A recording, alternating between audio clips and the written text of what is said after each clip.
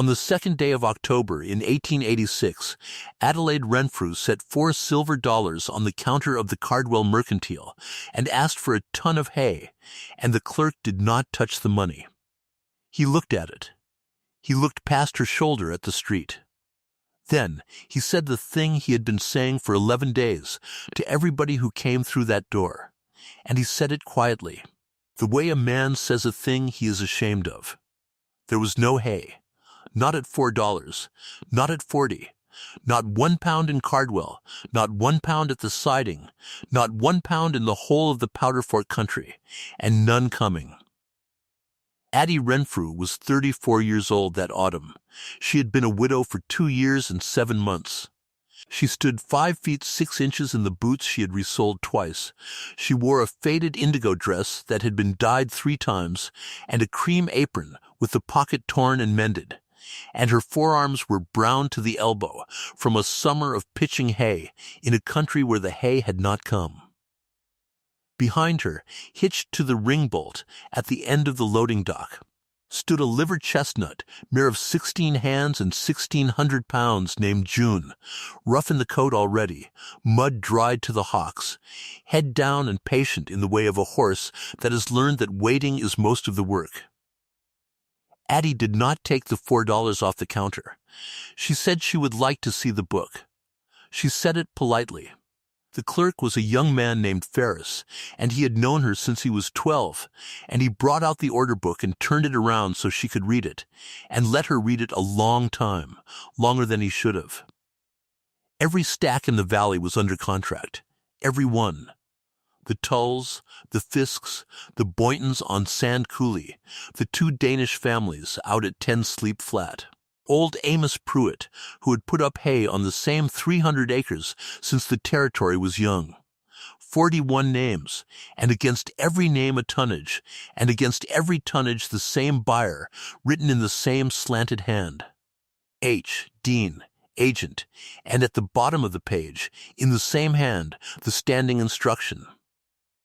All tonnage held, no release except by written order of the principal. Addie asked who the principal was, although she had known since the middle of September, and everyone in the county had known since the middle of September, and knowing it had not changed one thing. Ferris said the name without looking up. Ransom Cade. The 9x9 ran 22,000 head of cattle on the Powder Fork and its branches, from the breaks under the rimfire clear down to the alkali flats where the grass gave out. Ransom Cade had come into the country in 1879 with Edinburgh money behind him and a manner that fit the money, and by 1886 he was president of the Powder Fork Stock Growers Association. He held a seat on the loan committee of the Stockmen's National Bank at Cardwell, and he owned the building Addie Renfrew was standing in. She folded the order book closed and pushed it back across the counter, and she was still doing that when the light from the door changed. Vestal Kroll filled a doorway the way a loaded wagon fills a gate. He was Cade's range foreman, 38 years old, black canvas coat, flat-brimmed hat, a way of standing with his weight on his heels that made other men move first. He had 2 riders behind him. They came out onto the dock and looked at the mare and then at the woman, in that order, which told her everything about the errand. Kroll said good morning. He said he had heard she was asking after feed. Addie said she was.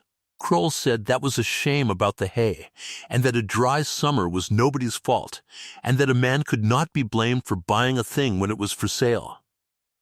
Then he took a folded paper out of his coat and did not open it, and held it the way a man holds a card he already knows is high. Mr. Cade, he said, was prepared to be reasonable with the small outfits.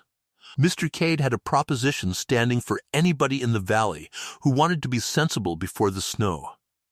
20 tons of hay released at the August price of $9, which was a gift and everybody knew it. In exchange, the outfit signed the range agreement, which put its summer grass on Coyote Draw into the association pool, meaning into the 9x9.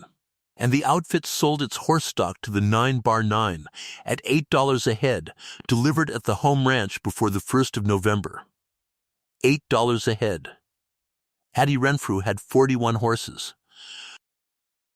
9 broke work teams, 4 saddle geldings, 11 brood mares, 13 head of young stuff coming 3 and coming 2, and 4 suckling colts still on their mothers. Her husband had spent 9 years assembling them out of Percheron blood and cow country blood, breeding for bone and for a foot that would stand rock. And the 2 best teams in that band had been offered $400 a pair in Casper in the spring of 1885 and had not been sold. $8 a head came to $328 for the whole of it. She asked Kroll if he would say the figure again, and he said it again, slower, and one of the riders behind him laughed through his nose. Addie stepped off the loading dock and put her hand flat on the mare's cheek, and the mare turned her head into it the way she had done 10,000 times, and Addie stood there for a moment with 1,600 pounds of horse leaning gently against her palm, and did arithmetic she had already done at the kitchen table at 2 o'clock that morning. 41 head. 20 pounds of hay a head a day, which was what a horse ate whether or not a woman had 20 pounds. 820 pounds a day. From the middle of November to the last of April, 165 days in a country where the grass went under in December and did not come back until it wanted to. 135,300 pounds. 68 tons. She had 14 tons in the stack yard at Coyote Draw and $91 in a coffee tin under the harness room floor, and a mortgage payment of $210 falling due at the Stockman's National on the 1st of November.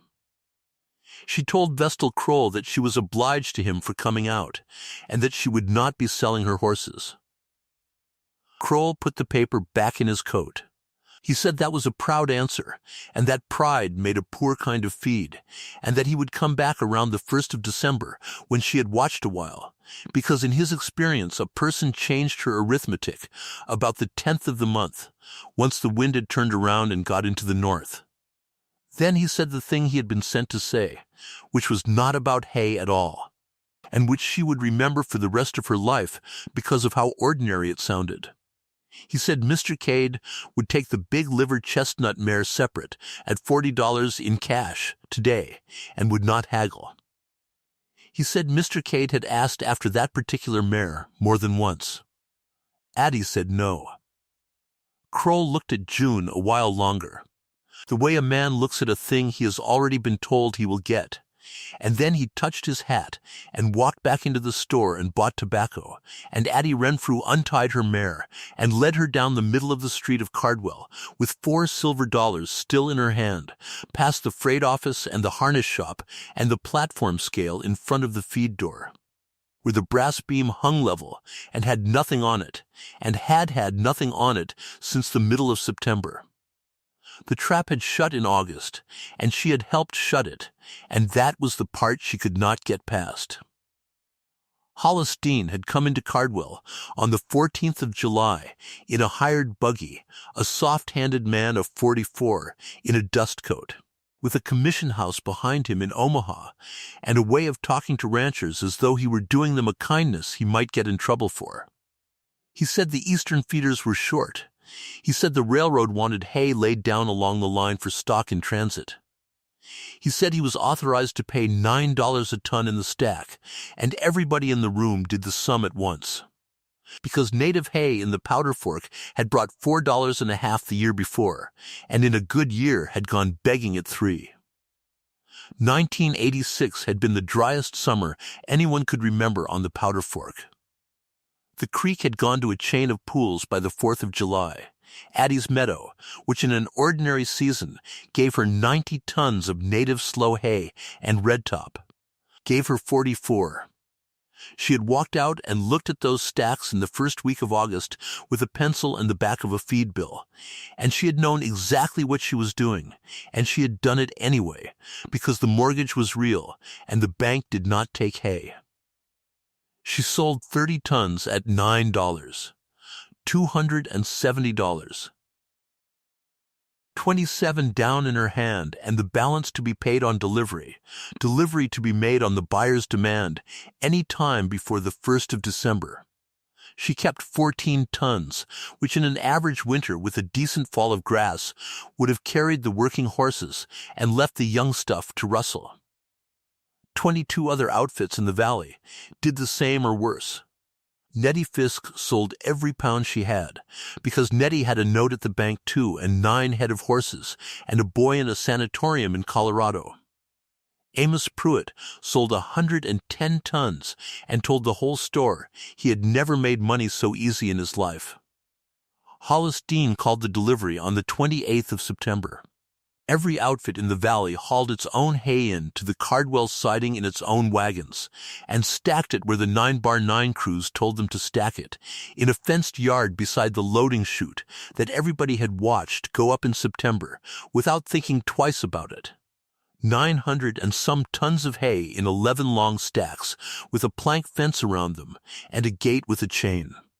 Adelaide Renfrew hauled 30 tons of her own hay 11 miles and pitched it up onto another man's stack with her own fork, and was paid $243, and drove home and paid the assessor and bought a winter's coal oil and a pair of boots for her son and put the rest in the coffee tin. 4 days later, the price of hay in Cardwell was quoted at $32 a ton, and there was none. Her boy was Wesley, 12 years old that October, dark like his father and built like his father, a boy who could harness a 16-hand horse from a nail keg and who had not cried in front of her since the spring of 1884. He had opinions about horses that were mostly right. He and Addie and one hired man ran the Coyote Draw outfit between them. And the hired man was Absalom Doyle, 63, a freighter off the Bozeman Road with a hip that had been broken twice and set once, who had come to work for Silas Renfrew in 1881 and had simply stayed on afterward without any conversation about wages ever being had. Silas Renfrew had been killed on the 11th of March in 1884 on the rimfire grade, coming down loaded with sawn lumber for the new wing of the 9x9 home ranch. The brake block on the near hind wheel had been worn to the iron. He had rough-locked and the chain had jumped, and the wagon had come around on the second switchback and taken him and the off-horse over the edge into the rocks below the road. The near horse had come home at 4 in the afternoon, alone, over 11 miles, dragging 4 feet of cut trace, with the collar still on her, and a strip of hide off her shoulder, and her left ear laid over crooked, where a limb had caught it. That ear had never come back up. It lopped a little for the rest of her life, and it was how a person told her from 100 yards. Her name was June. She had been foaled at Coyote Draw in 1874, out of a Percheron mare Silas had bought in Nebraska, and by a big-boned cow horse of no particular breeding. She was the last horse he had broken to harness himself, and she was the horse that came home. Ransom Cade sent a man in April of 1884 with $100, which he described as a courtesy and not an admission, on account of the lumber having been his lumber and the road being in the condition it was in. Addie had taken it because she had a 9-year-old boy and no cash, and she had gone on hating herself for taking it in a low, steady way for 2 years. He had also sent, twice, an offer for the mare. $300 in the fall of 1884. $450 in the summer of 1885, when he was putting together a 6-horse show hitch to drive at the Cheyenne Fair, and wanted weight and color and a mare that would stand. Addie had written back both times, on a half-sheet, 1 sentence, and had never explained herself to anybody. So on the 2nd of October in 1886, she rode home 11 miles from the Cardwell Mercantile with $4 in her pocket and 68 tons of hay to find, and nowhere on earth to find it, and she did not go into the house. She put June away, and she walked out to the stackyard in the last of the light and stood at the fence and looked at what she had left. 14 tons. 2 stacks, topped and crowned and salted the way Silas had taught her, shedding water, tight as a roof. 14 tons was 84 days of feed for 41 head, if a horse ate 20 pounds a day. 84 days from the 15th of November ran out on the 7th of February. She stood there long enough that Ab Doyle came out and stood with her without saying anything, the way he did, and after a while she asked him what a man did when he could not buy feed. And Ab thought about it seriously, because he had been asked a serious question. He said a man could sell down to what he could feed. She said she would not. He said then a man had to make feed, and there were only 3 places on this earth to make it in October. Up high, where the frost had not come yet and there was grass nobody had cut. Off the trees, which was a thing he had seen done on the Sweetwater in the hard winter of 1880, and which had kept 40 head alive that had no business being alive. And out on the wind, where the country blew bare, and the grass stood cured on the stem all winter under nothing at all. Addie asked him which one. Ab Doyle said if she was asking him honest, she was going to need all 3. And she was going to need them starting tomorrow, because it was the 2nd of October, and the snow line on the rimfire was already down to the second bench. She gave herself 4 days to be sure, because she was not a woman who would burn a season on a mountain without first knocking on every ordinary door. On the 3rd of October, she rode to the Boyntons on Sand Coulee. Ivar Boynton had sold 90 tons and had 11 left for his own use, and he offered her 2 of them for nothing. And she saw his wife's face while he offered it, and thanked him, and said she would come for 1 ton, and paid him for it, and did not come for the other. On the 4th she rode to 10 Sleep Flat, where the Jessen brothers had 200 acres of oat stubble and no hay at all. And Peter Jessen showed her a straw pile the size of a church behind the thresher's track, 400 tons of oat straw going gray in the weather, which they burned every spring because it was in the way. She sat her horse and looked at that straw pile a long time. Straw was not feed. Every stockman in the territory knew straw was not feed.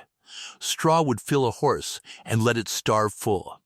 But she had a pencil and the back of a feed bill, and she knew that a hungry animal fed straw with 1.5 pounds of grain and something green in it would come through, where an animal fed straw alone would not.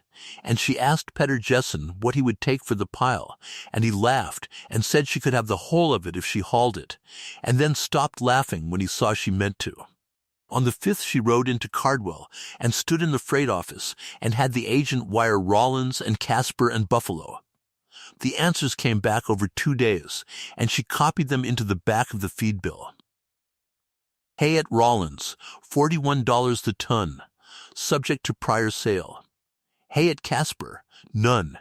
Hay at Buffalo, 38, none loading before the 15th of November. And the freight, which was the killing part.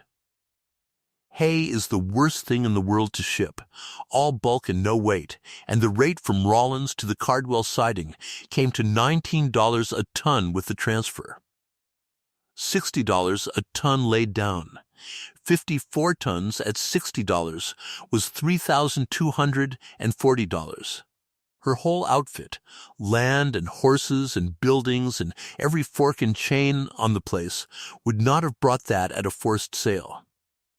On the 6th of October she went into the Stockman's National and sat across a desk from Waldo Preen, who was a decent enough man inside a set of rules that were not decent, and she asked for $400 on the horses. Not on the land.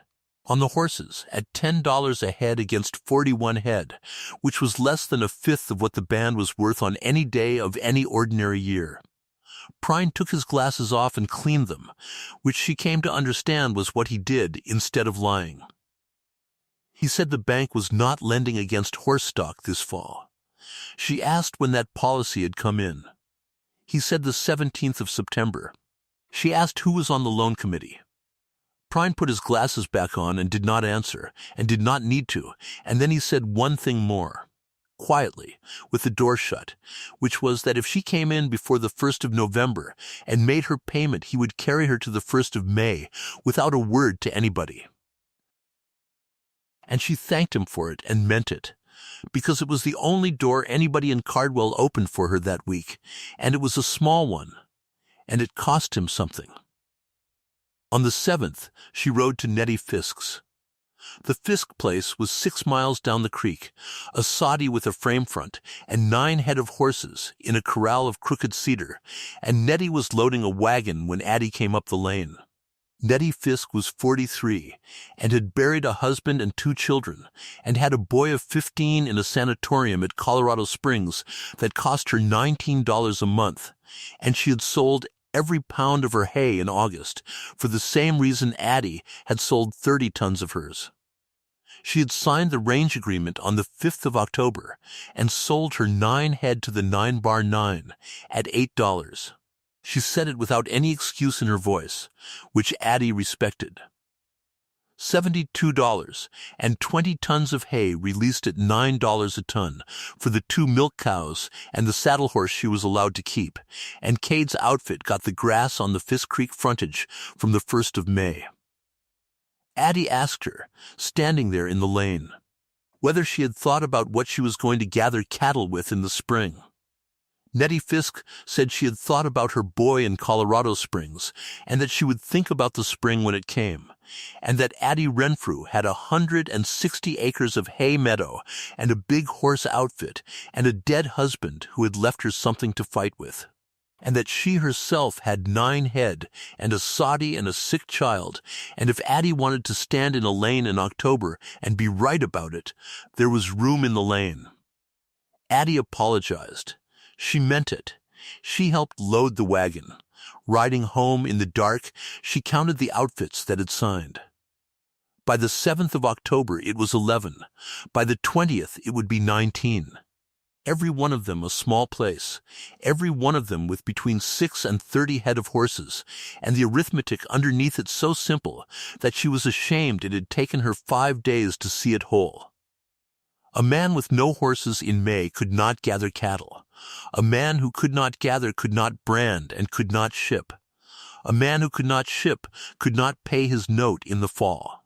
And on the 8th of October, sitting at the kitchen table at 2 in the morning with the lamp turned down and her son asleep in the next room, Addie Renfrew stopped trying to buy hay. She wrote out, on the back of the same feed bill, 3 lines, and they were the plan she would live by for the next 7 months. Cut what nobody cut. Feed what nobody feeds. Winter where nobody winters. At sunup she saddled June, and she rode not into Cardwell but south and east, up the wagon track along the Powder Fork toward the rimfire, 18 miles, climbing all day, to a place her father-in-law had grazed sheep in 1877, and nobody had touched since. Bittersweet Park lay at 8,600 feet in a pocket between 2 ridges. A wet meadow of 300 acres, fed by seeps that ran all summer, and because it was high and cold, and the trail into it would not take a wagon, no one in the Powder Fork country had ever put a mower on it. Addie Renfrew rode out into the middle of it at 4 in the afternoon on the 9th of October in 1886, and stepped down and stood in grass that came over her knees, cured on the stem, frost-cured and stiff and the color of a lion's hide, 300 acres of it, standing there the way it had stood every October of the world. She got down on her heels and pulled a handful and smelled it and broke a stem between her teeth. It was coarse. It was late. It was 2 weeks past the time any sensible person would cut hay in the territory of Wyoming. She figured, standing there, that a person who could get mowers into that park could take 60 tons out of it. Then she looked up at the notch of the rimfire above her, where the snow was already lying in the shadowed side of every gully, and she understood the whole of the problem at once, the cutting and the stacking and the road and the winter and the 18 miles. And she said out loud to a horse with a crooked ear that they had better hurry. There was one thing wrong with Bittersweet Park, and it was the reason 300 acres of standing hay had sat there untouched since the territory was organized. Nothing on wheels could get into it. The old sheep trail came up out of the Powder Fork Canyon in 11 switchbacks over a mile and a half of shale, and in 2 places it crossed a slide where the tread was 14 inches wide, and the drop below it was 200 feet of loose rock. A pack string could go up it. A saddle horse could go up it if the rider walked and led. A mowing machine weighing 680 pounds on 2 4-foot wheels could not go up it in this world or the next. Adelaide Renfrew sat at her kitchen table on the night of the 9th of October with a coal oil lamp and a stub of pencil and took a mowing machine apart on paper. Cutter bar and pitman, 110 pounds. 2 drive wheels off the axle, 140 the pair. The frame with the gearbox, 320, which was the piece that would break a horse's back or a man's, and which would have to be slung between 2 animals on a pole. Tongue, seat, lever quadrant, doubletree, 30 pounds of wrenches and spare sections, and a rivet set. A grindstone. A sulky rake, which came apart easier. Forks, ropes, 100 feet of half-inch manila, a bar of babbitt and a ladle in case a bearing went. 400 pounds of oats for the work stock, flour, beans, bacon, coffee, a wall tent, a sheet iron stove, and the 2 crosscut saws. She wrote at the bottom of the sheet, 11 horse loads, 3 trips. She had 1 mowing machine, a 5-foot McCormick bought new in 1882. On the 10th of October, she rode to Ephraim Tull's and asked to borrow his Buckeye, which was a better machine than hers, and which he had paid $105 for at Casper, and she told him plainly what she meant to do with it, and that if it came off the trail into the canyon, she could not pay him for it. Ephraim Tull was 51 years old and had 22 head of horses, and had not signed the range agreement and had lain awake every night for 3 weeks over it. He said he would come and run it himself. By the 12th she had 6 people. Ab Doyle, 63, who could sharpen a sickle section to a razor by lamplight and who had rough-locked a wagon down grades in 3 territories. Ephraim Toole and his son Marcus, who was 19 and slow of speech, and the best hand with a scythe in the county for the corners a machine could not reach. Wesley Renfrew, 12, who would drive the rake and did not know yet that he would also drive it in the dark. Otto Jessen, 26, off 10 Sleep Flat, who took his wages in a weanling colt because his brother had the cash and he had none. And Nicasio Reyes.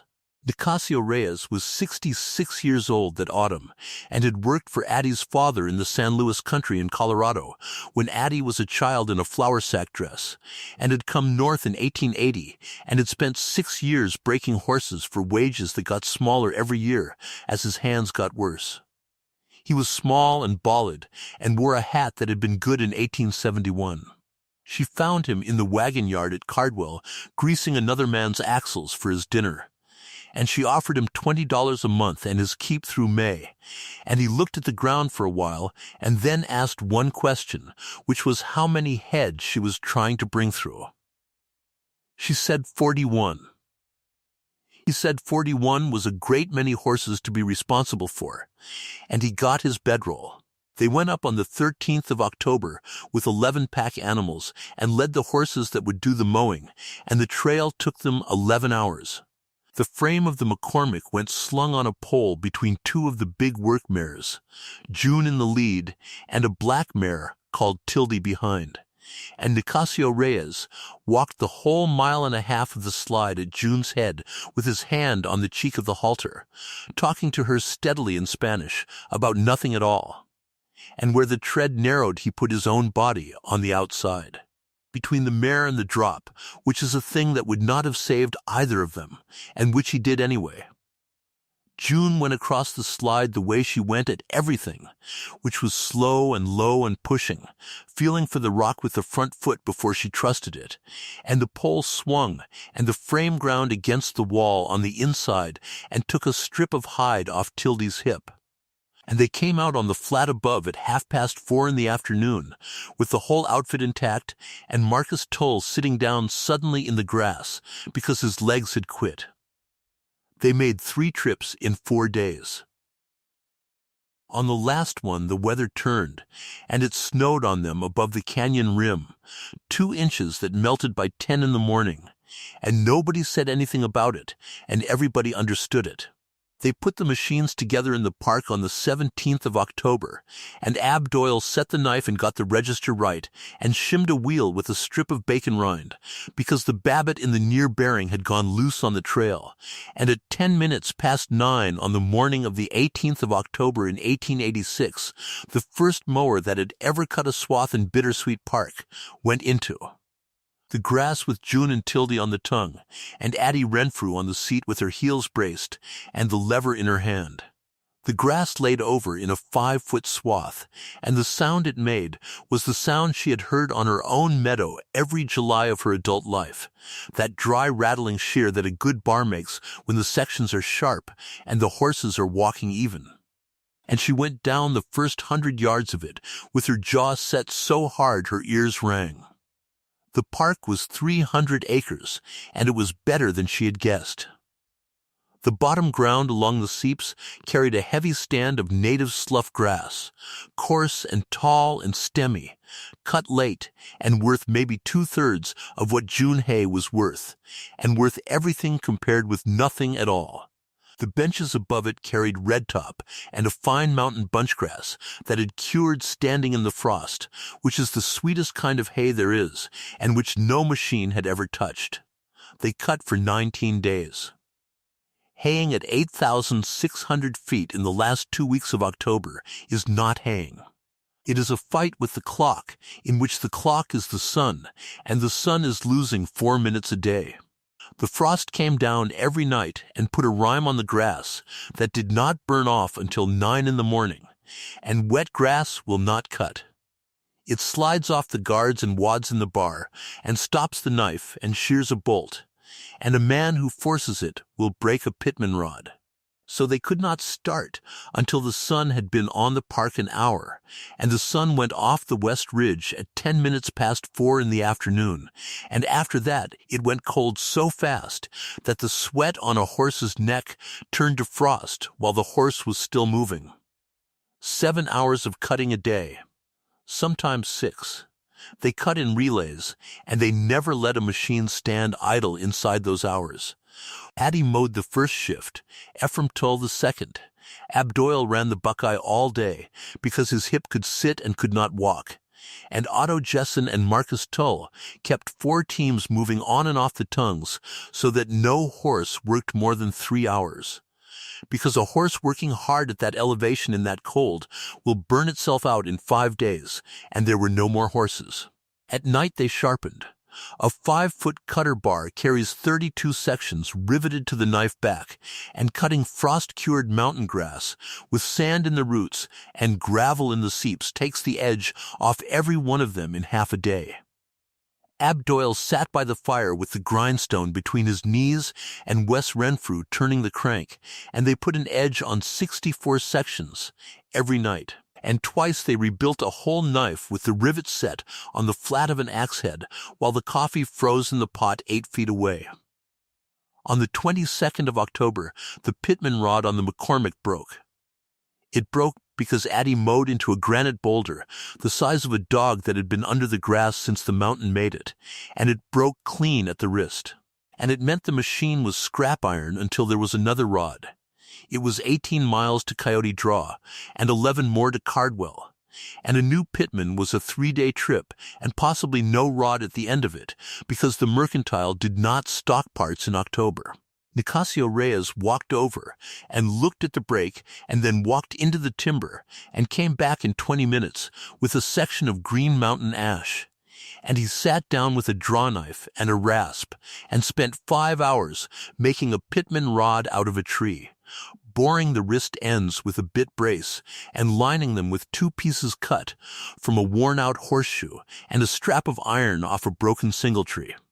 And at 2:30 in the afternoon, that machine went back into the grass, and it cut with that wooden rod for the rest of the season, and part of the next one. The stacking was the hard arithmetic. Cut hay in an open park at that altitude in late October has about 30 hours of drying weather in it, and none of it comes at night. They cut, they let it lie one day, they raked it into windrows with the sulky rake while it still had a little sap so the leaf would not shatter. They bunched it with a go-devil Ephraim tull built out of 2 lodge poles and a plank. And they threw it up with forks onto stacks that Ab Doyle built himself, because a stack is the whole thing and everybody there knew it. Ab Doyle had built stacks on the Sweetwater since 1873. He built 5 in Bittersweet Park, laying a foundation of coarse bottom grass off the seeps so the bottom 2 feet could rot and not matter, keeping the middle full and hard so the stack would settle onto itself and shed, and pulling the sides in as he went up so that no shoulders stood out to catch water. He topped every one with a crown, high and steep in the middle, combed down all around so that the stems ran downhill and the rain would run off the outside of the stack like a roof. He salted every layer out of a sack Addie had hauled up on a pack horse, 4 pounds to the ton, because salt in a green stack takes the heat out of it, and hay that heats will mold, and hay that molds will kill a horse. Wesley Renfrew asked him one night why he took the time on the crown when there was snow coming anyway. Ab Doyle said a stack tells you what the man who built it wanted. He said a man who wants his hay in the spring crowns it and salts it and pulls his sides in. He said a man who does not want it in the spring builds it flat and green and walks away, and there is no other reason on this earth for a flat top. That sentence went into the boy the way a nail goes into pine, and it stayed there for 5 weeks, and then it went off like a charge of powder. They finished on the 5th of November. 5 stacks in the middle of Bittersweet Park, measured with a knotted string, and figured by Ab Doyle out of the stack tables he carried in his head, and he was never wrong by more than a ton in his life. 62 tons.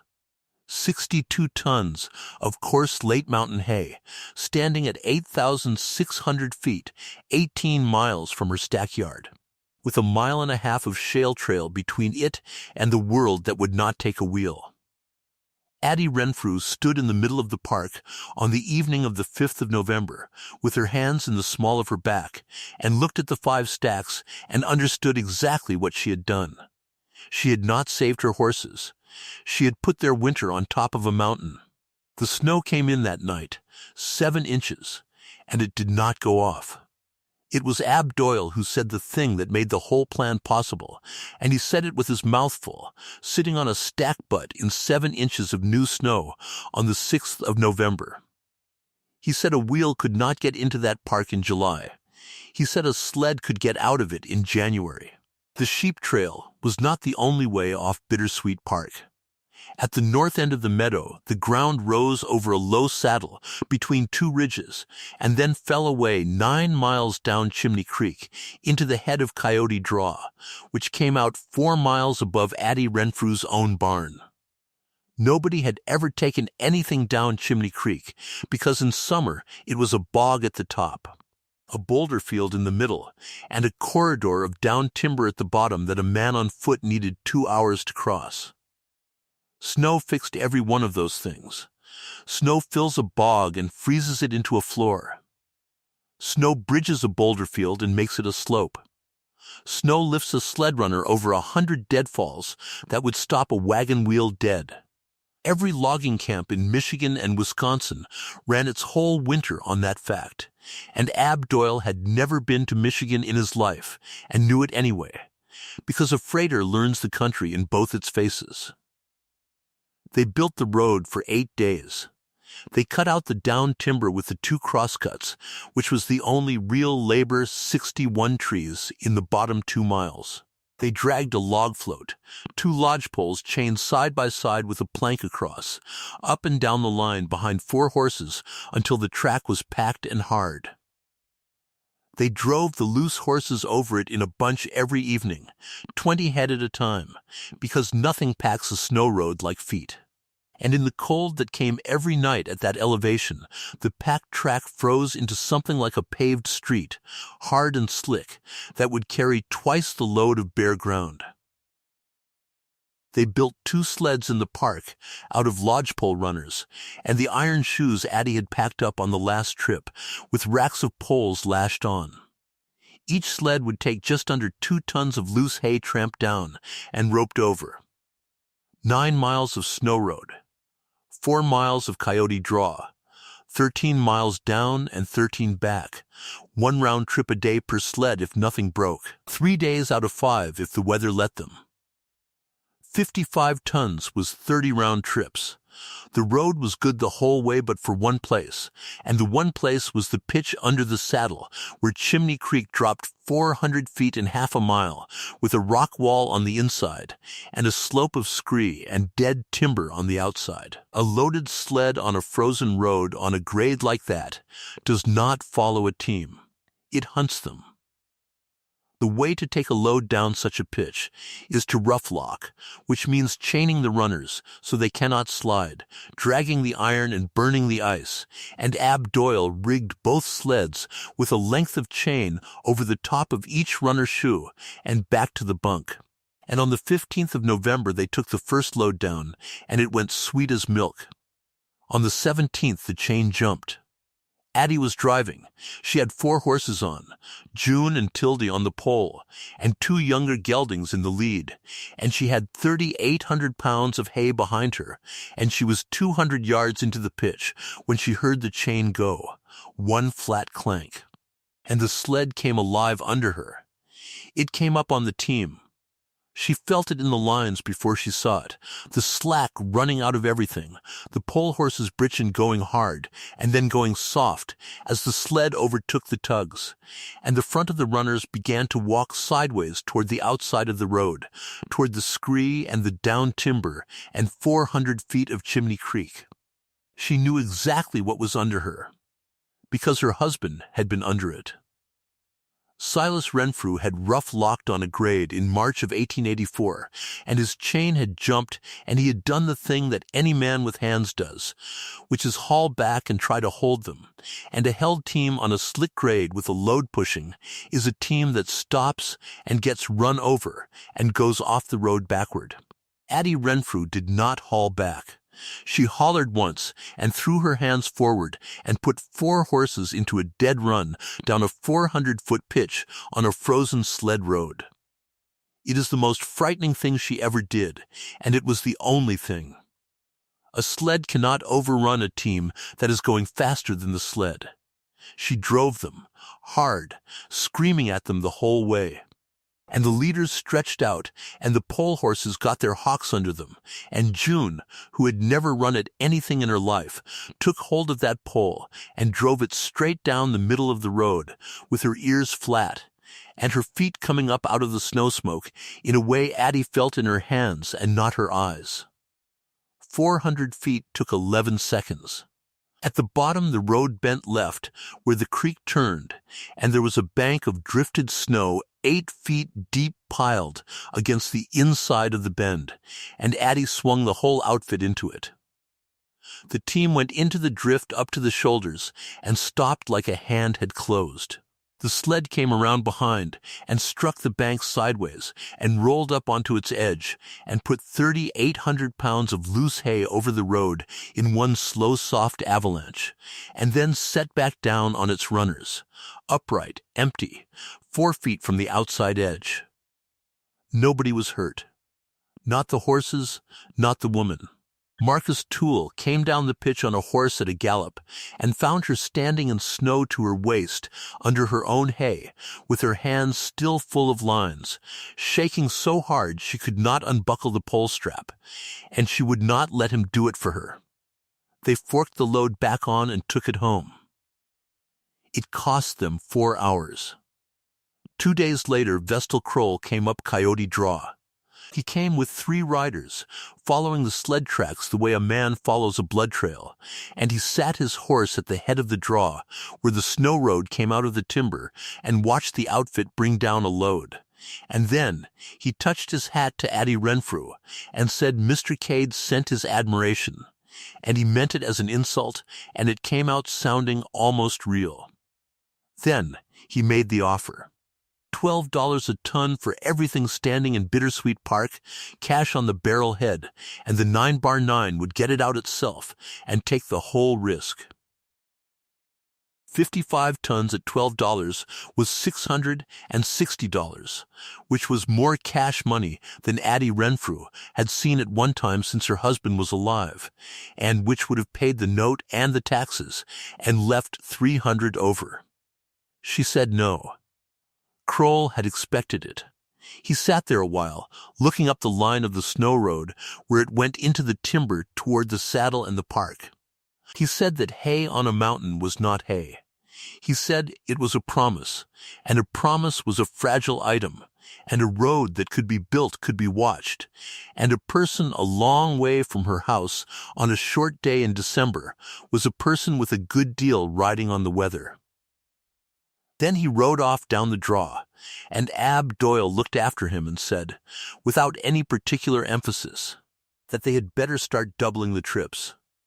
On the 22nd of November, Addie Renfrew drove the wagon into Cardwell for grain sacks and coal oil, and a pound of 8 penny nails, and outside the harness shop she found Nettie Fisk sitting on a wagon seat with her hands in her lap, not going anywhere. Nettie had signed the range agreement on the 5th of October and sold 9 horses at $8 a head, and in exchange she had been released 20 tons of hay at the August price for her 2 milk cows and the 1 saddle horse she was allowed to keep. The 9x9 crew had hauled it out to her place on the 19th. She told Addie that her cows would not eat it. She said it flat, the way a person says a thing that has stopped making sense to her. 20 tons of hay, and the cows would put their noses in it and blow and walk away. She had pulled it apart with her hands. It came out of the load in slabs, she said, gray slabs that broke like a shingle, and it smelled sweet and wrong. And when she shook a forkful, the dust came off it in a cloud that set her coughing for an hour. Moldy hay will kill a horse. Every stock owner in the territory knew it. It gets into their wind, and it gets into their bowels, and there is nothing to be done about it after. Addie asked her one question. She asked what the stacks in the yard at the siding had looked like when the crew loaded that hay out. Nettie Fisk said she had not been to the yard. Addie Renfrew had been to the yard. She had hauled 30 tons of her own hay into it on the 28th of September and pitched every forkful up onto a stack with her own fork, and she had stood on top of those stacks. And she had not looked at them once, because a person does not look at a thing she is not thinking about. She stood in the street in Cardwell on the 22nd of November and looked at them in her memory, and what she saw was flat tops. 11 stacks, all of them square-shouldered and flat across, the way a crew of cowhands throws hay when nobody has told them any different. No crown, no comb down the sides, no foundation laid under them on ground that lay lower than the loading chute, and on the whole 11, not one man walking the top with a salt sack. She heard Ab Doyle's voice in the park, saying that a stack tells you what the man who built it wanted, and that there is no other reason on this earth for a flat top. She waited until dark, and she went over the plank fence. The stackyard at the Cardwell siding was 240 feet long, with the 11 stacks in 2 rows and a wagon lane between them, and a chained gate on the town side, and a nightman who was asleep in a shed with a stove going. It was 15 degrees above zero, and the sky was clear, and the snow in the lane was tracked over from the loading of Nettie Fisk's 20 tons 3 days before. The first thing she saw was the steam. It stood off the flat tops of all 11 stacks in the cold air, a soft, continuous smoke that was not smoke, rising 6 or 8 feet and leaning off with the air. And any hayman in the world would have known what it was from a quarter mile. She climbed the second stack with a pitchfork and drove the handle in. The heat came up the wood into her hand before the handle was in a foot. She lay down on the top of that stack with her face against it, and could not keep her cheek there.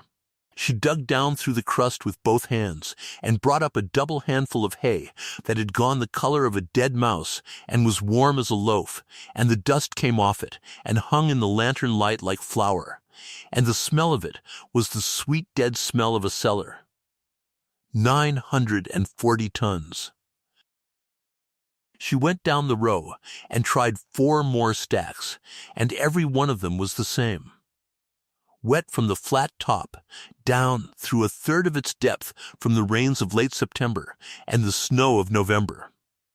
Rotten from the bottom 2 feet up because they had been thrown on bare low ground with no foundation of coarse grass under them. Heating in the middle, unsalted, packed loose and airy so the whole mass could breathe and cook. That hay had never been meant to be sold.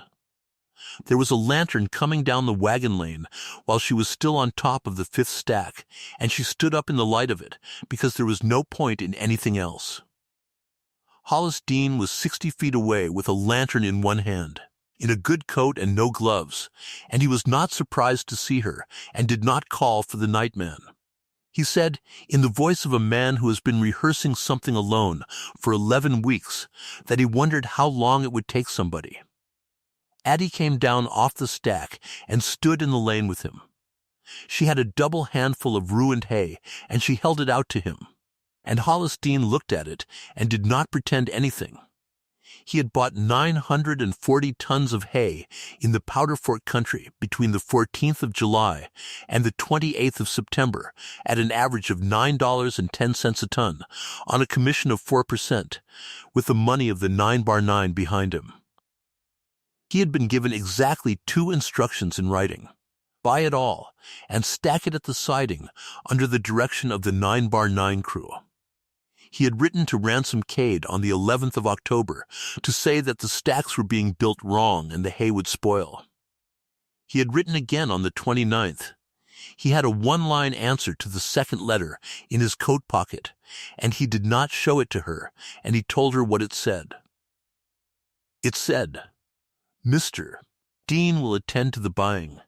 Addie said the thing that had been standing in her all evening, which was that if he never meant to sell it, then the money made no sense.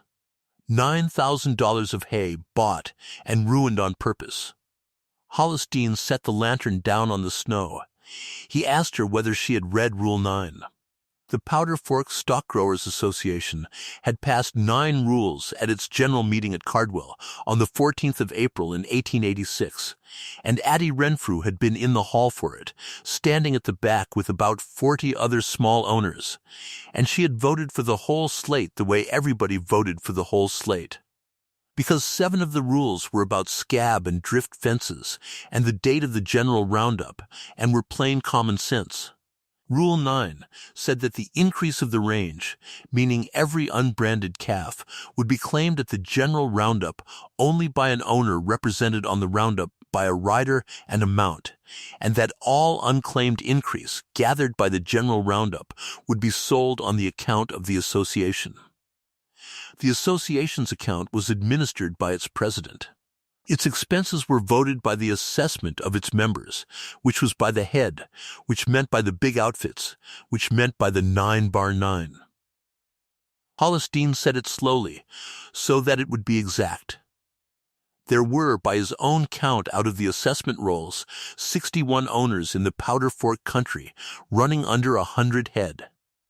Between them, they owned somewhere over 5,000 cows. Their calf crop in the spring of 1887 would be 3,000 head at the low end. Every one of those calves would be gathered by the general roundup in May, whether the owner was there or not. Because the general roundup gathered the whole country, and a man who had sold his horses in October at $8 a head would have nothing to send. Addie stood in the lane with her hands full of rotten hay. She said, because she had to say it out loud to believe it, that the corner was never about hay. Hollis Dean picked up his lantern. He said that hay was a thing you could stand in a yard and point at, and a thing everybody in the valley would spend the whole winter thinking about, and a thing they would blame the weather for. He said the price going to $40 was not the plan, it was the noise. He said the plan required only one outcome, and the outcome was that on the 15th of May in 1887 there would not be a horse fit to ride in the hands of any small outfit on the Powder Fork. Then he said the sentence that Addie Renfrew repeated to exactly 4 people in the next 50 years. He said Mr. Cade had not bought her hay, he had bought her spring. She drove home 11 miles in the dark that night and sat at the kitchen table until the lamp burned dry. And what she did there was arithmetic, because arithmetic was the only way she had ever been able to hold a thing still and look at it. Every sum she had done since the 2nd of October had been aimed at the same target, and the target had been wrong. She had been figuring how to keep 41 horses alive until the grass came. Alive was not the requirement. Alive was worth nothing. The general roundup of the Powder Fork would start on the 15th of May. A roundup horse works from before daylight to after dark, gathering rough country at a trot, 10 to 14 hours in the saddle. And a rider carries a string of 5 or 6 head and changes twice a day, because no horse on earth can do it on one. A horse that comes out of a hard winter alive, but soft and thin and light in the hip, will break down in 4 days and be useless for the season. And a woman who arrived at the roundup ground on the 15th of May with 41 skeletons would have lost exactly as completely as a woman who arrived with none. She wrote it on the back of the feed bill and put a line under it. Not alive. Fit. And then she wrote the second thing, which came to her about 3 in the morning and which changed the size of the whole winter. A rider needed a string of 5. 41 head, take out the 4 sucklings and their 4 mothers and the 2 oldest geldings, left 31 that could be worked or could carry a light rider. 31 head was 6 strings. 6 strings was 6 riders on the roundup ground on the 15th of May, and it took only 1 rider to represent an owner under Rule 9, and a rider could represent more than 1 owner if the owners agreed and the wagon boss allowed it, and there were 61 small owners in the Powder Fork country. She was not trying to save her horses anymore. She was trying to mount the whole small end of the valley. She told 4 people.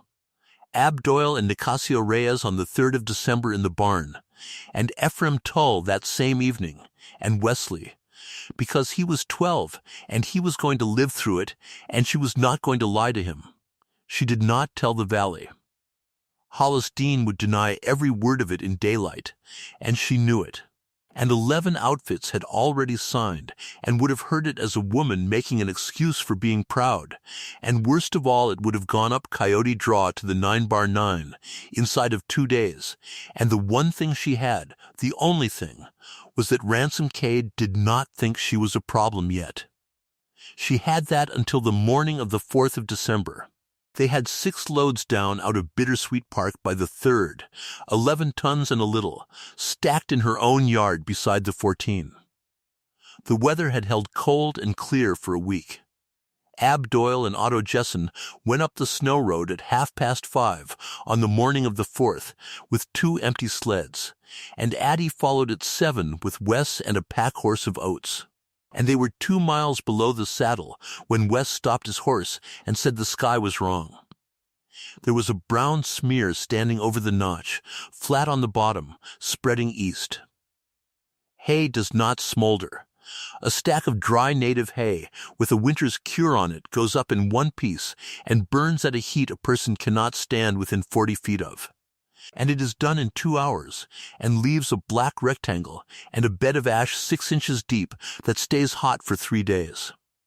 4 of the 5 stacks in Bittersweet Park were black rectangles when Addie Renfrew came over the saddle at 9:20 in the morning. The 5th stack, the one at the west end, had been set too, and had gone up on the windward face and then quit. because the wind had swung in the night and pushed the fire back onto its own ash, and about a third of it stood there scorched black on one side and sound on the other, with the snow melted back in a ring around it for 30 feet, and the grass showing through. The first bare ground anybody in that country had seen since the 5th of November. Ab Doyle had got there an hour ahead of her and was walking the ground with his hat in his hand. There were tracks of 3 shod horses coming in over the sheep trail from the canyon, not over the snow road. There were boot prints on the north side of each stacked butt, where a person would stand to be out of the wind while he worked. And there was a 5-gallon coal oil can lying in the ash of the second stack, which had blown its cap and split its seam in the heat, and which was a common can of a kind sold in every store in the territory, including the Cardwell Mercantile.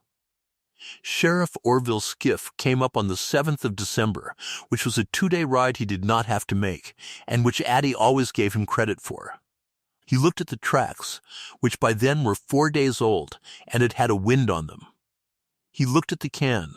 He put the can in his saddlebag, and he stood on the ash of the second stack and looked out over 300 acres of mountain meadow with the snow lying blue in the afternoon, and he said what a man says. He said he could not arrest a coal oil can. Wesley Renfrew was standing at his mother's stirrup when the sheriff rode out, and he said that he knew who did it, and everybody in the county knew who did it, and he was going to be old enough one of these days. Addie Renfrew got down off her horse and took her son by both shoulders in front of 4 grown men and told him the truth as she had come to understand it in 11 miles of driving in the dark on the 22nd of November. She said the fire was not the point. She said the fire was a man spending 42 tons of her hay to buy himself one thing, which was her attention, and that if she spent the winter looking at Ransom Cade, she would lose, and if she spent the winter looking at her horses, she would win, and that from the 4th of December onward, she did not intend to think about that man again until the 15th of May. Nicasio Reyes said one sentence, in his own language and then in hers, which Ab Doyle wrote down that night on the flyleaf of a tally book because he wanted to keep it. He said a man who burns your hay has told you he cannot beat your horses. They saved 9 tons out of the scorched stack over the following 11 days. That put 35 tons in Addie Renfrew's yard on the 15th of December in 1886. She needed 68. 35 tons against 68 was a whole of 33 tons, and there was not 33 tons of hay for sale inside of 200 miles. So Addie Renfrew quit thinking about hay, which was the hardest thing she did all winter, because hay was what her whole life had told her feed meant. She began on the 6th of December with the trees. The powder fork ran through the bottom of her place for 1.75 miles, and along it stood a belt of plains, cottonwood 40 acres wide. Big gray trees, 3 and 4 feet through, with limbs that had been going up since before the territory, and under them a thicket of coyote willow and a scatter of box elder.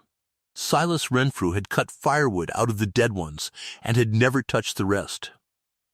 Ab Doyle had seen Cottonwood fed on the Sweetwater in the winter of 1880, when a freight outfit was caught with 60 head and no hay, and he had watched horses that were on the edge of it come back and hold their flesh on nothing but felled cottonwood for 9 weeks. Nicasio Reyes had seen it done in Colorado twice. Neither one of them could tell her why it worked. What they knew was what it looked like, and what it looked like was this.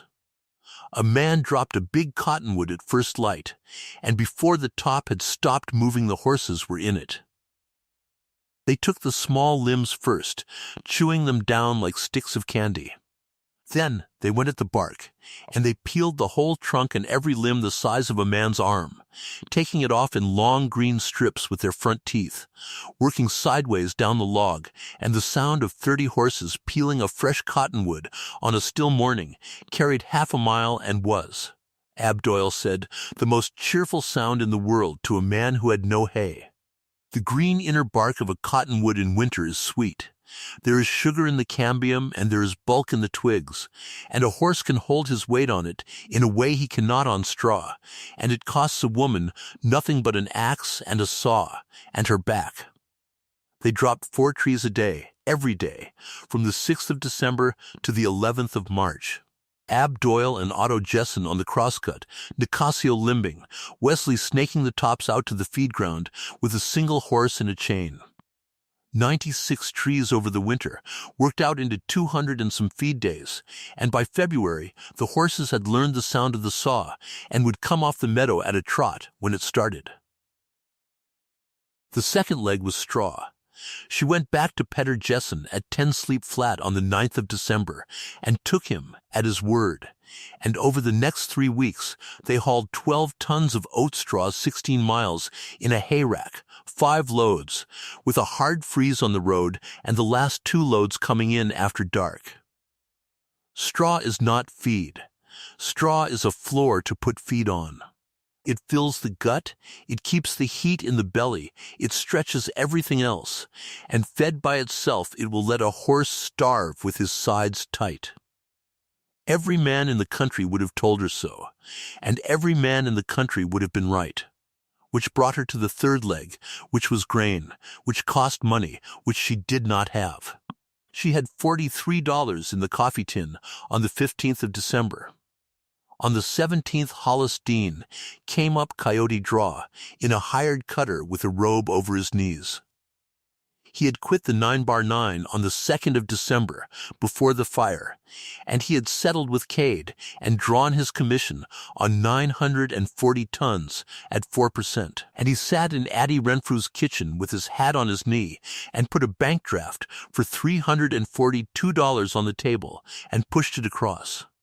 She pushed it back. They argued about it for 20 minutes, with Wesley pretending to read by the stove, and in the end they made the bargain that both of them could live with, which was that Hollis Dean would buy feed in his own name with his own money and sell it to her on a note at no interest, payable the 1st of November 1887, and if she was sold out by then, he would take the loss and never speak of it. She signed the note in her own hand and kept a copy. It was the only debt she ever took that she was glad of. What he bought with it was the thing nobody else in the Powder Fort country wanted. Marcus Dunmore ran a flour and feed mill at Sand Coulee, 38 miles east, and every mill in the world produces screenings, which is the sweepings off the cleaner, cracked wheat, shrunken kernels, weed seed, chaff and dust, the tailings of the whole crop. Millers fed it to hogs, or burned it, or piled it out back. Dunmore had 11 tons of screenings and 4 tons of bran and shorts standing in his east shed and had been trying to move it since September. Dean bought the lot for $190. Addie hauled it herself, 2 teams and 2 wagons, 38 miles out and 38 back. 6 round trips between the 19th of December and the 8th of January, in weather that got worse every trip. On the last one she came in at 11 at night with ice in the horse's nostrils and had to be helped down off the wagon seat. 15 tons of grain and mill feed. Not hay. Concentrate, 3 pounds a head a day, would turn 12 tons of worthless oat straw into something a horse could live on and stretch 35 tons of hay across 165 days, and 1.5 pounds more on top of that would put condition on an animal that had to be able to work in May. She did the whole ration out on the back of a feed bill on the 9th of January and pinned it to the harness room wall, and it stayed on that wall until the building came down in 1919. She measured it out herself every morning of that winter, with a scale scoop and a bushel basket, and she pulled the frozen slabs of hay apart at the feed ground with her husband's hay hook, a plain steel hook with a hickory handle worn dark, and the letters SR burned into it above the ferrule, which had hung on the same nail in the same barn since 1881, and which she carried through her belt from the 6th of December to the middle of April. 12 pounds of hay, 6 pounds of straw, 3 pounds of screenings and bran, all the cottonwood a horse would take. And under it, at the bottom, in her own hand, the fourth leg of the winter, which was the one that made the other three add up, and which she had been turning over since the middle of November, without saying it out loud to anybody but Nicasio Reyes. Antelope Bench.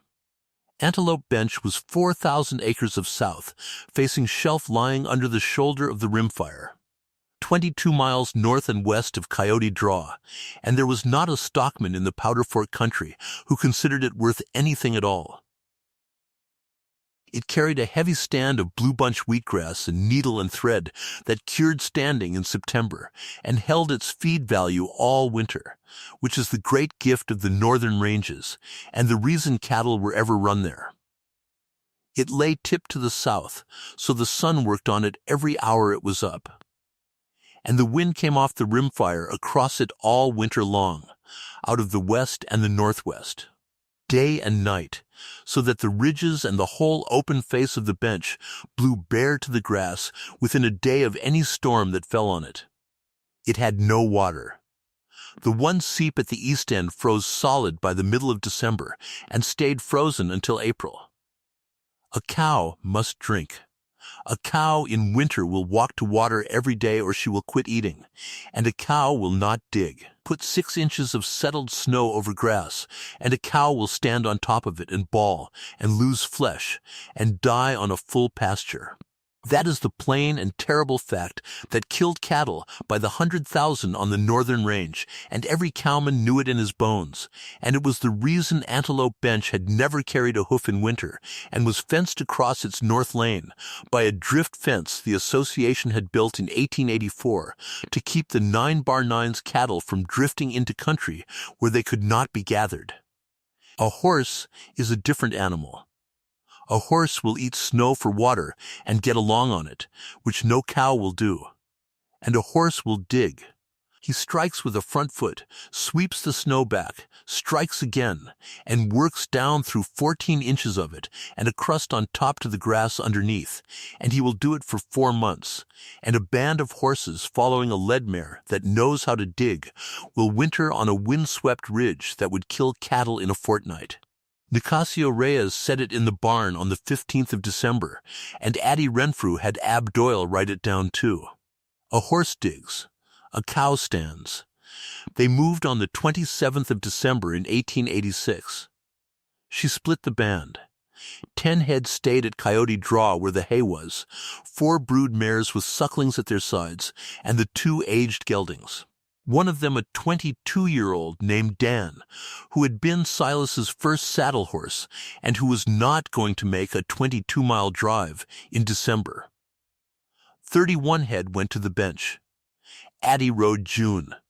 Nicasio Reyes rode a gray gelding and took the point. Wesley Renfrew, 12 years old, had the drag with a rope and a coat 2 sizes too big. And Ab Doyle came behind with a wagon carrying the tent, the sheet iron stove, 400 pounds of screenings, a ton of oat straw, the axes and the grub. 9 miles out, at the head of the sawlog lane, they came to the drift fence. 3 strands of barbed wire on cedar posts running 4.5 miles east and west across open country, with a wire gate in the lane. And the gate was chained and padlocked, and had been since the 5th of November. Every foot of that fence stood on public land. Not 1 acre of it was deeded to anybody. Congress had passed an act on the 25th of February in 1885, making it unlawful to enclose the public domain, and President Cleveland had proclaimed in August of that year that all such fences be removed.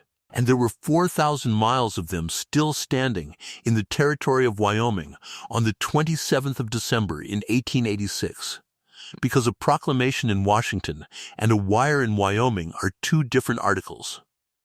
Addie Renfrew took a pair of fencing pliers out of her saddle pocket and cut 3 strands in 4 places and laid down 60 feet of fence. And she rolled the wire and hung the coils on a post so that nobody could say she had left it to cripple stock, and she drove 31 head of horses through the gap. Then the wind came around. It had been out of the southwest all morning, soft and wrong for the time of year, and at 1:30 in the afternoon it swung into the north in the space of 10 minutes and dropped 40 degrees and began to snow. A horse in a storm turns his tail to it. It is not stubbornness, it is arithmetic, because his hindquarters can stand what his face cannot. 31 head that had been walking north and west into the country now had a north wind in their eyes, and they quit and turned and started to drift south with it. And once a band starts to drift, there is nothing on earth that will turn it but another horse. 9 head broke off down a coulee to the east. Wesley went after them without being told, which his mother saw out of the corner of her eye and could do nothing about, and then she was riding through her own horses, hollering at Ab Doyle to hold the wagon and go for the boy, and the snow came in so thick in the next 4 minutes that she lost the wagon at 40 yards. What saved it was that June knew where she was going.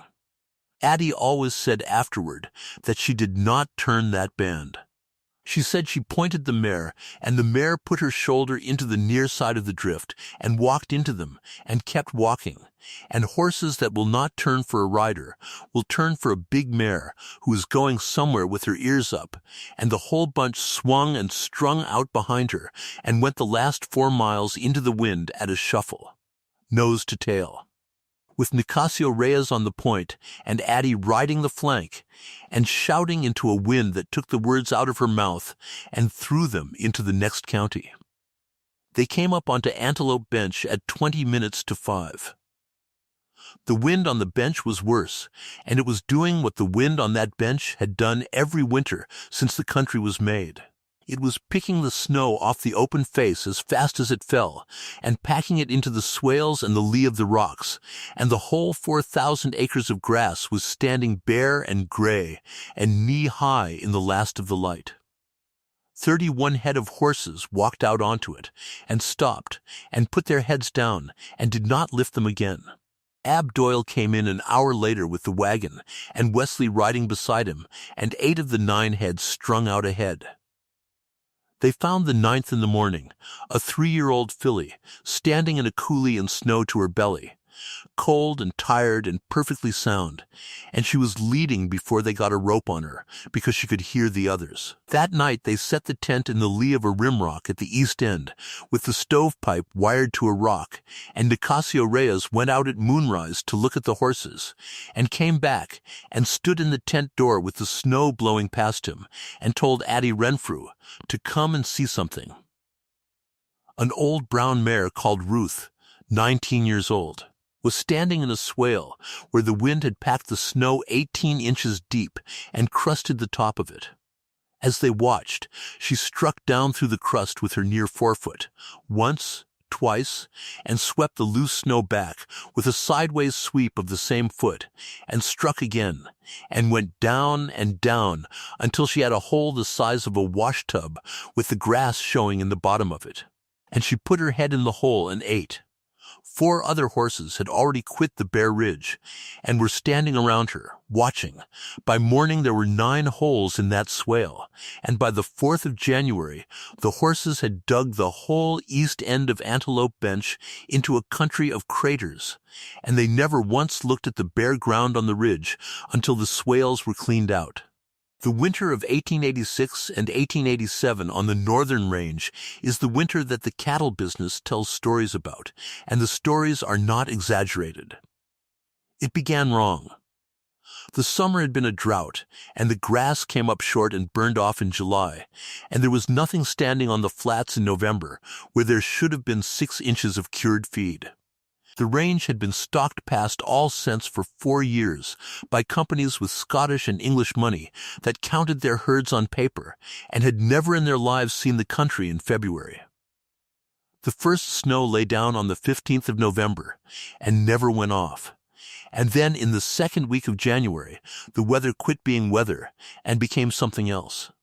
At Antelope Bench, Adelaide Renfrew wrote the temperature and the wind on the inside of the tent flap every morning with a carpenter's pencil, because Nicasio Reyes told her that a person in a camp needs one chore that is exactly the same every day or the days come apart. The 9th of January it began to snow at 4 in the morning, and it snowed for 60 hours with a wind out of the north that never dropped below 30 miles an hour. They had the tent doubled with a wall of straw bales and a bank of snow thrown up on the weather side, and they kept the stove going with cottonwood hauled from the wagon, and they went out every 3 hours. There was nothing to do for the horses but count them, and the counting had to be done on foot in the lee of the rimrock because a person could not sit a horse in that wind. 31 head, 31 head, 31 head. Addie Renfrew counted horses 11 times in 60 hours, with her face wrapped in a wool scarf frozen stiff as tin, and every time she came back into the tent, she said the number out loud before she said anything else. They came through it because of the shape of the country. The wind that made Antelope Bench uninhabitable made it survivable. It scoured the face of the shelf so hard that even in 60 hours of snow there was grass showing on the ridges, and the horses stood in a bunch under the rimrock through the worst of it, and went out and fed in the lulls and stood again. The storm broke on the 12th. On the 14th, Ab Doyle got the wagon through from Coyote Draw with straw and screenings. 22 miles that took him 9 hours, and he brought the news from the home place. The old gelding Dan had died on the night of the 10th. He was 22 years old, and he had been Silas Renfrew's first saddle horse, bought as a 4-year-old at Sydney in 1868, and he had been standing in the shed at Coyote Draw with all the hay he could eat and a blanket on him, and the cold had simply taken him the way it takes an old animal, in the night without any noise. Wesley cried about it in the tent that evening, and his mother let him and did not tell him that she had been expecting it since the middle of December. 30 horses on the bench and 9 at Coyote Draw. 39 head. The 28th of January was the coldest day anybody in that country ever wrote down.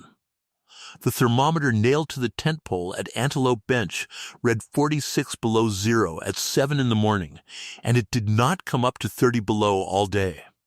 In that cold, a wet hand freezes to iron in 1 second. Wesley Renfrew froze 2 fingers and the tip of his nose carrying a bucket 80 feet. And Nicasio Reyes thawed the fingers in water off the stove and never let the boy near a fire with them, and they blistered and peeled and came back, and that was the worst injury anyone in the outfit took all winter. The thing that nearly beat them came 4 days before that, and it came out of a warm wind.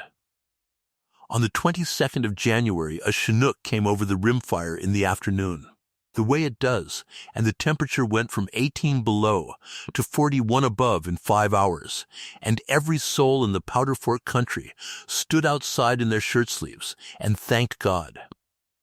It rained for 2 hours on top of 2 feet of snow. Then at 10 o'clock that night, the wind swung back into the north, and the temperature fell 58 degrees before daylight. And the entire range from the rimfire to the Alkali Flats, 400,000 acres of it, froze into a single sheet of ice an inch thick lying on top of the snow. That is what killed the cattle of the northern plains. Not the storms. The ice. Addie Renfrew came out of the tent on the morning of the 23rd to a bench that shone like a lake in the sunrise, and 30 horses standing on the glare of it, and the sound she heard was the sound of hooves striking ice and skidding over and over from every quarter of the bench. They could not dig.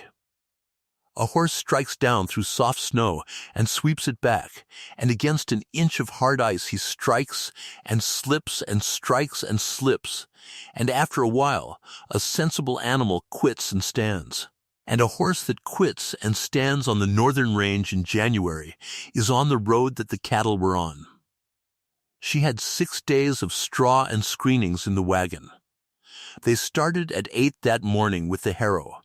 It was a wooden frame drag harrow with iron teeth 60 inches wide that Ab Doyle had brought out in the wagon in December for no better reason than that he had a notion it might be useful, and they chained a cottonwood butt behind it for weight, and they put 4 horses on it, and they harrowed snow. Down the swales where the feed was deepest, back and forth, the teeth of the harrow breaking the ice crust into plates, and the log dragging the plates aside, opening a strip 5 feet wide and as long as the swale, and behind them the horses of the band walking in the broken strip with their heads down into the grass. They harrowed 11 hours a day for 6 days, and they broke out 140 acres of the east end of Antelope Bench. They changed teams every 2 hours. June worked in the near swing all 6 days, because she leaned into a collar and did not come up out of it, and on the 4th day, Addie found her standing at the wagon tongue in the morning before she had been caught, waiting to be harnessed, which is a thing a horse does that a person does not forget. On the 29th of January, the wind came up out of the west at 40 miles an hour and blew for a day and a night and took the shattered ice and the loose snow off the whole face of the bench together, and after that the horses could dig again. They came off that 6 days lighter than they went into it. Every horse in the band lost flesh in January, and Adelaide Renfrew, who walked out among them every morning with her hands on their ribs and their hips and their loins, knew to the pound what it was costing her, and wrote it down. Down on the flats, 20 miles south and east, where she could see the smoke of the 9x9 line camps on a still morning, 22,000 cattle stood on the same sheet of ice, with nothing under them but a range that had been eaten to the roots the summer before. And no line camp on that outfit had a harrow, and no cow in the territory ever learned to dig. Vestal Kroll came out to Antelope Bench on the 8th of February with 2 riders, and it took him 5 hours to make 22 miles, and his horses were done when he got there. He had come to say 2 things. The first was that the 9x9 would take her horse stock off her hands at $4 a head, delivered, and that 4 was the market. And 4 was in fact the market, because 11 small outfits in the Powder Fork had thrown their horses on a country that had no feed, and there was not a buyer between Cheyenne and Miles City who would give 6. The second was that she had cut an association fence on the 27th of December, that the association had a record of it, and that fence cutting in the territory of Wyoming was a matter a man could go to the penitentiary over. Adelaide Renfrew was standing in front of a wall tent in a man's coat, with a scarf tied over her hat and her hands wrapped in wool, and she had not had her boots off in 9 days. She said that the fence in the Sawlog Lane stood on the public domain, that not one post of it was on deeded ground, and that the Congress of the United States had made such a fence unlawful by the act of the 25th of February in 1885, and that the President had proclaimed its removal in August of that year, and that she would ride to the land office at Buffalo with Mr. Kroll any day he named, and they could lay the whole question in front of the register together. Kroll said she had a lot of law for a woman in a tent. She said she had a lot of winter for a woman with no hay, and that a person got to reading in the evenings. But that was not the part of the visit that mattered, and both of them knew it before he had been there 10 minutes. Vestal Kroll had ridden 22 miles to look at her horses. They were spread out over the east end of the bench in the thin February sun, 30 head of them, digging in the swales and working the bare ridges. And he sat his horse and looked at them for a long time without saying anything at all. They were not fat. Nothing on the northern range was fat in February of 1887. They had lost flesh in January, and they showed it in the flank and along the top line. But they were clean-coated and bright-eyed, and they moved. There was a 2-year-old running at another 2-year-old with his head down and his ears back, playing on the 8th of February in the worst winter the country ever had. there was a black mare standing in a crater she had dug herself, up to her hocks in her own excavation, eating, and there was a big liver chestnut mare with a crooked left ear standing off by herself on the rim, looking down at three strange riders on three horses that could barely carry them, with her head up. Kroll's own mount was standing with his nose almost on the ground. He did not say anything about it. He turned his horse and took his two men back down the lane and through the gap in the drift fence that Adelaide Renfrew had cut. And Ab Doyle watched him out of sight and said that a man who comes to buy and forgets to make his offer twice has stopped believing his own errand. Audie Voss came out on the 19th. He was 19 years old, and he had been riding for the 9x9 since he was 16, and he had spent January and half of February at the Dry Creek line camp with two other men, and he came up onto Antelope Bench on a horse he was leading rather than riding, and he sat in the tent and drank 3 cups of coffee before he could talk. What he told them took an hour. They had been pulling cattle out of drifts since the middle of January, which was work with no end and no result, because a cow hauled out of a drift by the horns walked 20 yards and lay down again. The 9x9 had put its whole crew on it and had ruined its saddle horses doing it.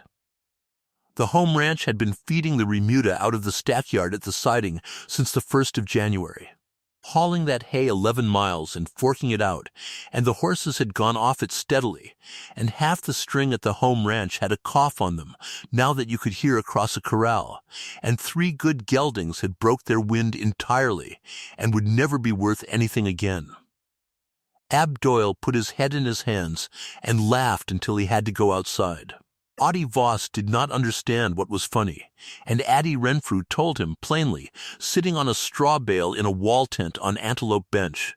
The whole of it, the flat tops and the low ground, and the salt that was never carried, the 11 letters between Cardwell and the 9x9, and Rule 9 and the 15th of May. The boy sat there a while. Then he said that in that case he had quit, and he would work for her for his keep until the grass came if she would have him, and he did, and she paid him $30 a month from the 1st of April, and he stayed at that ranch for 31 years and married Ephraim Tull's granddaughter. The month of February on the Powder Fork was quiet, in the way a hospital is quiet. By the middle of it there was nothing left to do for the cattle, and the outfits had stopped trying. The line camp sat. Men who had been drawing $40 a month for 4 years were let go at Casper and Buffalo and Cheyenne by the hundred.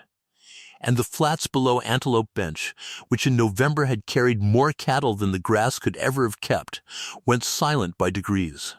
And the coulees and the creek bottoms and the lee of every cut bank in that country filled up with what the winter took, and there is no need to say more about it than that.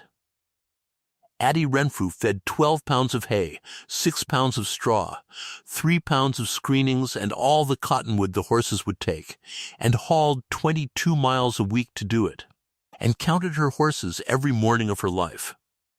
The word got around. It got around the way everything got around in that country, which was by a man stopping at another man's place and mentioning something. Ephraim Tull had seen them. Ivar Boynton rode out on the 24th of February and stood on the rim for an hour without dismounting.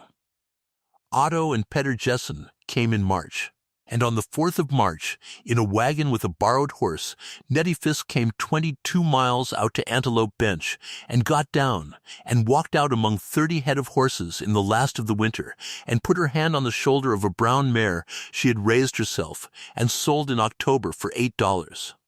The Powder Fork Stock Growers Association held its general meeting in the upper room of the Cardwell Oddfellows Hall on the 14th of April in 1887, 1 year to the day from the meeting that had passed Rule 9, and every chair in that room was taken 40 minutes before it was called to order. In an ordinary year, the general meeting drew 19 or 20 men. 11 of them were the big outfits, and the rest were whoever happened to be in town, and the slate was read and carried, and everybody went downstairs. That was the whole mechanism of Ransom Cade's power in the Powder Fork country, and it had never once needed to be anything more than that. He did not rule the valley. The valley did not come to the meeting. On the 14th of April in 1887, there were 53 owners in that room, and 11 of them had never been to a meeting in their lives. Ransom Cade presided. He was 51 years old, a heavy, handsome, unhurried man in a good coat, and he had come through the winter with something over 4,000 head out of 22,000, and it had cost him nothing personally, because the cattle belonged to a company in Edinburgh, and he drew a salary and a fifth of the increase, and there had been no increase. He put 2 motions in front of the meeting. The first was that the general roundup, set by the rules for the 15th of May, be conducted by the association's own wagon and crew this year, at association expense, because so few outfits in the valley could furnish riders. He said it kindly. He said it as an accommodation to men who had been hard hit. The second was a small amendment to Rule 9. It added 11 words. It provided that an owner claiming increase must be represented by a rider mounted upon stock owned by the claimant. Adelaide Renfrew stood up at the back of the room. She had ridden in that morning from Antelope Bench, 22 miles, and she had not been in a room with 50 people in it since her husband's funeral, and her hands were shaking so hard she put them behind her. She did not say one word about the hay. She had thought about it for 4 months, and she had decided in January, in a tent, that she could not prove one thing. Flat-topped stacks were not a crime. Buying hay was not a crime. A coal oil can in the ash of a burned stack in the mountains was not a crime with a name on it. And a woman who stood up in the Oddfellows Hall and accused Ransom Cade of a conspiracy she could not document would be a woman who had lost her temper, and would be handled, and would be finished. So she did arithmetic instead, out loud, in front of 53 men. She said that in the first week of March she and 2 others had ridden to every outfit on the Powder Fork, running under 100 head, 61 of them, and counted the horses. She read the count. 194 head of horses among 61 owners, and of those, by her own examination, 71 that could carry a rider through a 30-day roundup, and 123 that could not. She said that 11 months ago, those same 61 owners had owned 630 head of horses. She said that the calf crop of those 61 owners in the spring of 1887, by the association's own assessment rolls, would be in the neighborhood of 3,000 head. Then she read Rule 9 out loud, all of it, slowly, which took 11 seconds, and asked the meeting to notice what the rule did if the second motion carried. And she asked the room a question, and she did not answer it herself, which Ab Doyle told her afterward was the smartest thing she ever did with her mouth. She asked who those 3,000 calves would belong to in June. There was a long, ugly, useful silence in the upper room of the Oddfellows Hall. Then Ephraim Tull got up and said he had been at the meeting last April and had voted for the whole slate without reading it, and he was ashamed, and he moved that the amendment be rejected. Ivar Boynton seconded it. Peter Jesson asked, from the middle of the room, in his heavy accent, whether anyone could tell him why 940 tons of hay had been allowed to spoil in a fenced yard beside the railroad in a winter, when men were feeding their horses on cottonwood bark, and the room came off its chairs, and it took Sheriff Skiff 4 minutes to quiet it. The amendment to Rule 9 was voted down, 53 owners present, 44 against, 9 for. The motion to have the association's wagon do the whole gather was withdrawn without a vote. And then Adelaide Renfrew, still on her feet, made the offer that she had come 22 miles to make, and which she had worked out on the back of a feed bill in a wall tent in February. She had 31 head of horses on Antelope Bench that would be fit to work on the 15th of May. She could furnish 6 strings. She would furnish them to any owner in that room who could not mount a rider of his own, at $1.50 a day the head, and she would not take a cent of it in advance, and any man who could not pay in the fall could pay her out of his calves in the fall of 1888. And if he had nothing in the fall of 1888, she would consider it a bad debt and not mention it again. 11 owners took her up on it before they left the hall. By the end of April, it was 19. Ransom Cade sat through the whole of it at the front table with his hands folded and adjourned the meeting at 4 o'clock in the afternoon and came down the outside stairs into the street where Adelaide Renfrew was untying her mare. He looked at June for a moment, the way he had been looking at that mare since 1883. Then he said that she had made a good speech, and that she should understand that not one thing had been done to her that was against the law of the territory or the United States, and that he would not have her thinking otherwise about him. Adelaide Renfrew got up on her horse so that she was above him, which she did on purpose, and admitted it later. She said that was true. She said he had not broken any law she knew of, and that this was the part she had spent the winter getting used to, and that a man who could take 3,000 calves and a whole valley without breaking a law was a more frightening article than a horse thief, and that she had beaten him anyway, with a mountain and a straw pile and 40 acres of cottonwood trees, and a 19-year-old mare who knew how to dig. Then she rode out of Cardwell, and the association voted 3 weeks later to pull down the drift fence in the Sawlog Lane, and it came down in June. The general roundup of the Powder Fork worked out of the Cardwell Bridge on the 15th of May in 1887, and the grass came that spring the way it comes after a killing winter, which is to say it came green and thick and too late for nearly everybody. Adelaide Renfrew rode onto the roundup ground at 5:30 in the morning with 31 head of horses in front of her. Nicasio Reyes had the point. Audie Voss and Otto Jessen had the flanks. Wesley Renfrew, 13 years old that April, brought the remuda in behind and was the day wrangler of that roundup for the whole 31 days of it, and drew a man's wages for the first time in his life. Ab Doyle drove the wagon, and Addie came in on a big liver chestnut mare with a crooked left ear, in a blue dress, with a divided skirt she had cut and sewn herself in March, because she had decided that she was going to ride the gather, and she was not going to argue with anybody about how. 6 strings went out of that remuda to 6 riders that day, and the 6 riders represented 19 owners between them. They gathered for 31 days, from the rimfire breaks to the alkali flats, and what they found in the country was what everybody knew they would find. The cattle of the Powder Fork had gone from something over 40,000 head in November to somewhere near 9,000 in May. Some outfits came out with a third. 2 came out with nothing at all. But the calves that were alive were sucking cows that were alive, and every one of them had to be gathered, and claimed and branded, and Rule 9 still stood on the books exactly as it had been written, which is the part that ended it. 3,140 calves were branded to the small owners of the Powder Fork country in the roundup of 1887. By riders who were sitting horses that had wintered on a wind-swept bench under the rimfire, on grass they dug out of the snow with their own feet. The 9x9 put 4 riders on the general roundup that spring. It had put 26 on in 1886. On the 9th day of the gather, in the afternoon, on the flat below the Sawlog Lane, where the drift fence had stood until 3 weeks before, Ransom Cade rode up to Adelaide Renfrew's wagon.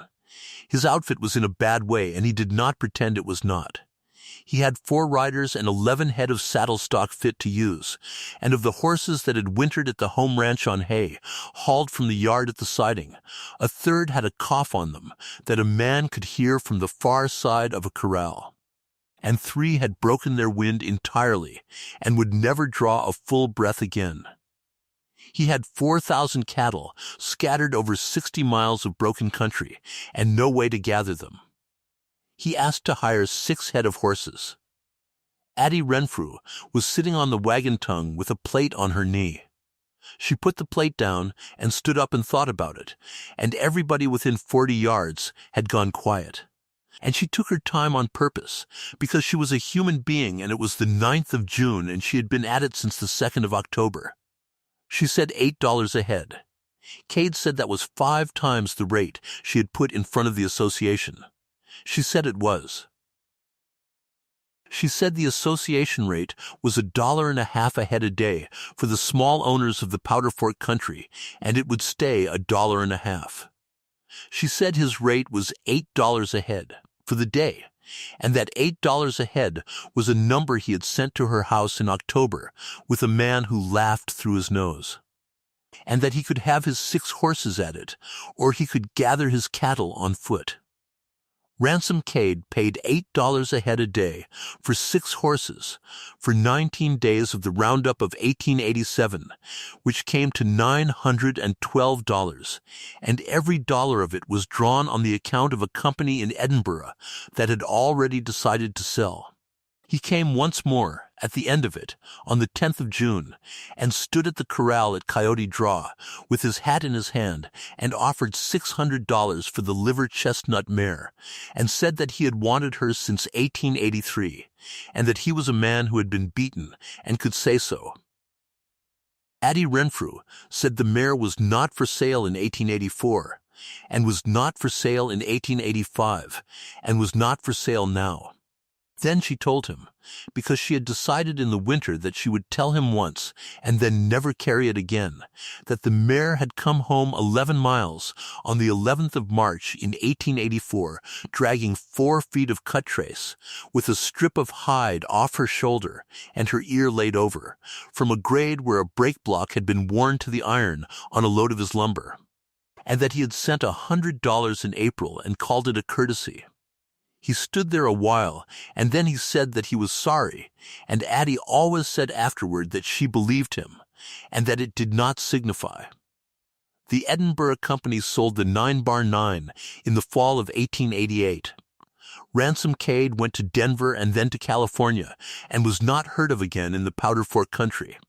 Vestal Kroll drew his time in July of 1887, and went to Arizona. Hollis Dean bought a half section on Sand Coulee and raised alfalfa of all things, and was paid his $190 on the 1st of November in 1887, and refused the interest she tried to add to it, and accepted a weanling colt instead. Adelaide Renfrew put up 140 tons of hay in the summer of 1887 off a meadow that had rain on it for the first time in 2 years. She built 5 stacks with Ab Doyle on a foundation of coarse slough grass, laid a foot deep, salted 4 pounds to the ton, sides pulled in, and every one of them crowned high and steep and combed down all around, so that the water would run off the outside like a roof. Wesley Renfrew, 14, stood at the bottom and pitched to her and asked her, because he was at the age of asking, why she took an hour on the crown when nobody was ever going to look at it.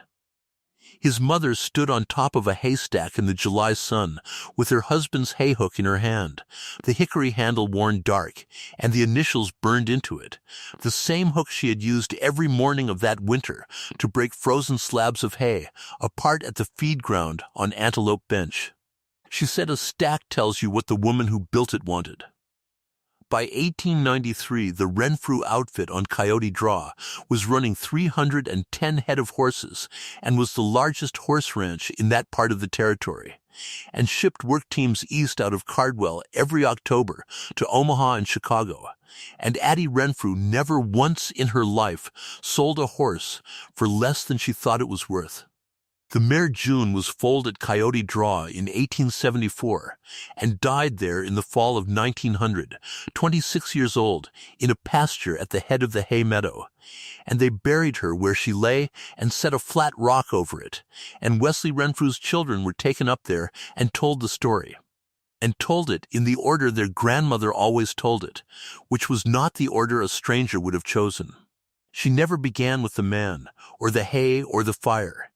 She began with the 19-year-old brown mare in the swale on the 27th of December in 1886, striking down through the crust with one front foot while 4 other horses stood and watched her do it, and she always ended the whole thing with the same 2 sentences. And the children could say them along with her before they were old enough to know what they meant. A horse digs. A cow stands.